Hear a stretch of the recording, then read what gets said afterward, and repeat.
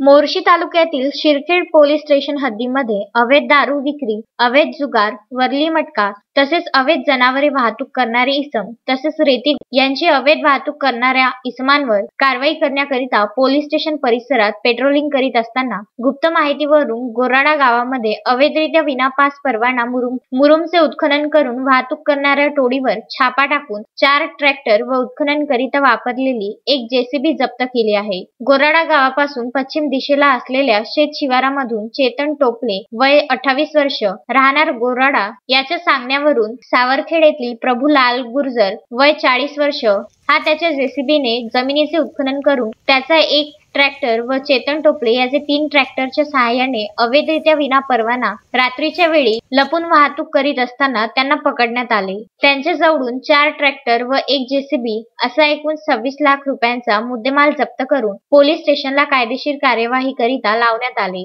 सदरची कार्यवाही पोलीस निरीक्षक केशव ठाकरे यांच्या मार्गदर्शनात पोलीस अंमलदार मनोज टप्पे, छत्रपती करपते, अनुप मानकर, उमेश कुंभेकर, रामेश्वर इंगोले, दीपक गवई यांनी केली आहे।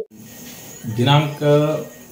11/4/2021 रोजी आम्हाला आमच्या गुप्त बातमीदारामार्फत माहिती मिळाली की पोलीस ठाणे शिरखेड अंतर्गत ग्राम गोराळा येथे काही लोक अवैध उत्खनन करीत आहेत आणि मग अशा बातमीवरून आम्ही त्या ठिकाणी पोहोचून पाहणी केली असता 4 ट्रॅक्टरमध्ये एका जेसीबीच्या साहाय्याने अवैध मुरुमाचे उत्खनन सुरू होते।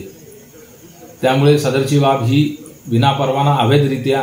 गैरकायदेशीर असल्याने आम्ही सदरचे 4ही ट्रॅक्टर आणि जेसीबी कारवाईकरिता ताब्यात घेतलेला आहे आणि कारवाई संबंधाने महसूल प्रशासनाशी संपर्क साधण्यात आलेला आहे।